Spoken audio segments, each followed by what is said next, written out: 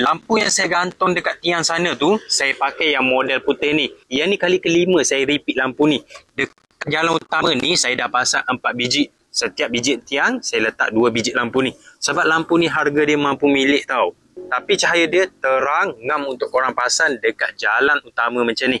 Yang ni lampu solar yang sesuai untuk korang gantung dekat tiang lampu untuk jadi lampu jalan solar. Sebab dia ada bagi bracket besi macam ni.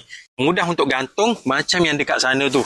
Bracket dia ni fleksibel. Kalau korang nak gantung dekat dinding rumah macam lampu ni pun boleh. Sebab bracket dia ni mudah untuk gantung dekat mana-mana.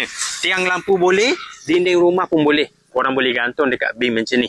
Lampu ni mudah untuk pasang sebab korang tak perlu nak tarik wire semua. Sebab lampu ni dia pakai matahari saja untuk cas dekat panel bahagian belakang macam ni. Korang boleh check yang model putih ni. Saya dah repeat banyak biji. Memang puas hati. Harga mampu milik.